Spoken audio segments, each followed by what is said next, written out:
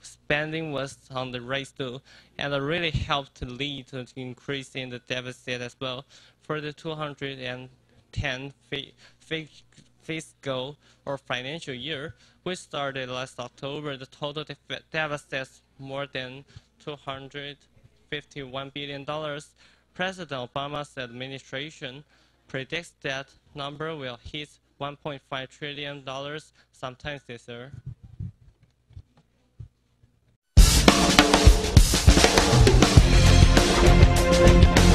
Recovery and Reconstruction, leading the agenda with President Obama met with Haitian President Rene Prevost yesterday.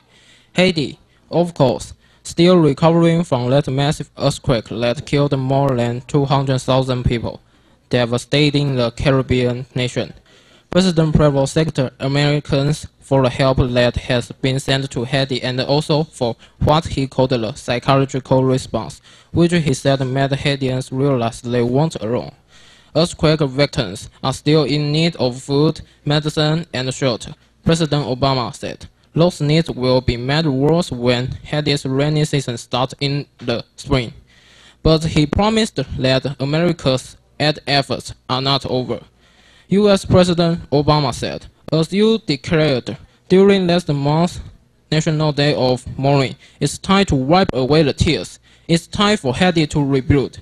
And to you and to the Haitian people, I said today, as you embark on the heavy work ahead, you will continue to have a steady and reliable partner in the United States of America.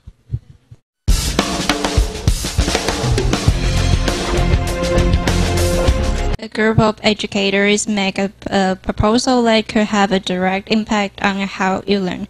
We're talking about academic standards. Right now, each state can write its own academic standards. But there's a push for national standards, meaning students all around the country, K to 12, will be learning the same concepts at the same time. That's what this proposal is about. It's just focused on the math and English, and it's not set in stone. Individual states have to decide whether or not to adopt the new standards. Some are moving in that direction, others aren't getting involved. Texas, for example, didn't take part in the proposal because the governor argues that state should decide what students learn. If these national standards do go into effect, it could mean big exchange for textbook and standardized tests.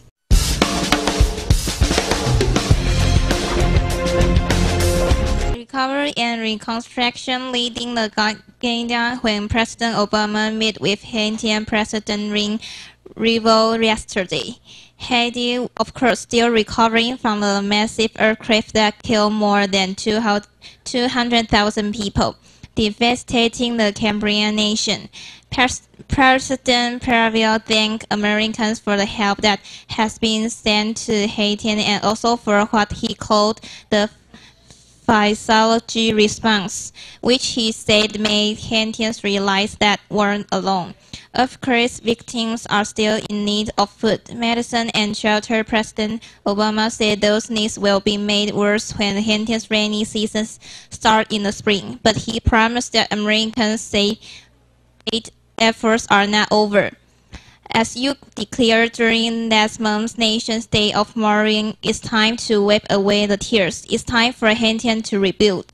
And to you and to the Haitian people, I say today, as you embark on the heavy work ahead, you will continue to have a steady and reliable partner in the United States of America. The danger of texting while driving is not a new subject. We have talked about this on our blog several times throughout the school year, and we have gotten hundreds of comments from you. There is a new campaign, though, that's trying to raise awareness about the issue with one question. Think about the last text you got, and then ask yourself, is it worth dying for? The campaign is called Texting and Driving, It Can Wait. It features the final text message that young drivers got before they died. When it comes to this issue, we have heard a lot of the statistics. In 2008, nearly 6,000 people were killed in car crashes that involved a distracted driver. More than 500,000 people were injured, and people under the age of 20 have the highest number of distracted drivers who were involved in fatal crashes. This new campaign is aimed at that same age group. The head of the company recently spoke how they came up with the idea.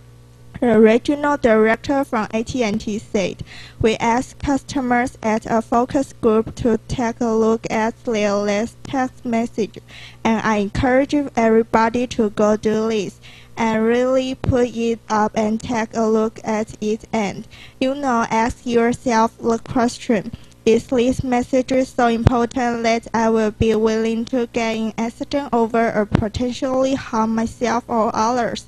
And so, that was really the foundation of our program, and what people said to us pretty much was no, it's just not worth it, I can wait.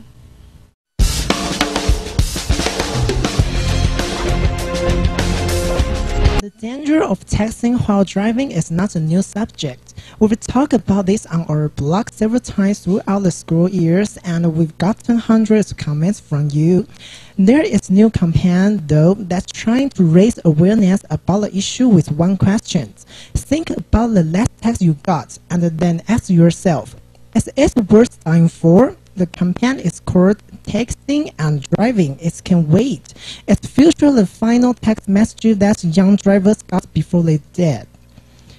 When it comes to the issues, you've heard a lot of the statistics.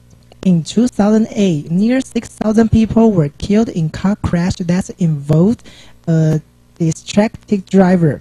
More than 500,000 people were injured. And people under the age of 20 have the highest number of distracted drivers who were involved in fatal crashes. This new campaign is aimed at that same age group. The head of the company recently spoke about how they came up with the idea. Stephen Hodges, regional director from AT&T, "We asked customers at a focus group to take a look at their latest text messages.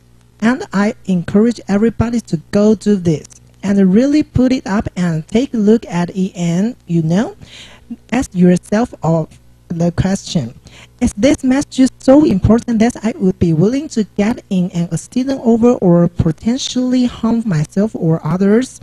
And so, that was really the foundation of our program. And what people say to us pretty much was no, it's not. It's just no worth it. It can wait.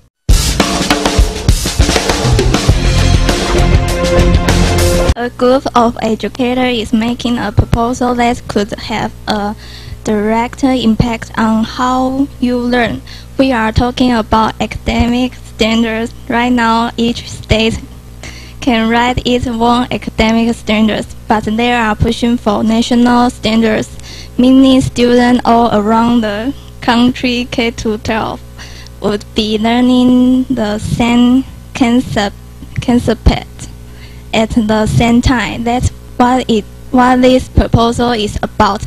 It's just focus on math and English, and it's not set in stone. Individual states have to decide whether or not to adopt the new standards.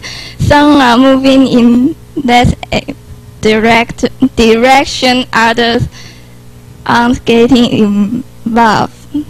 Texas, for example, didn't take part in the proposal because its governor argued that states should decide what students learn. If this national standard do go into effect, it could mean big chance for textbook for standardized tests.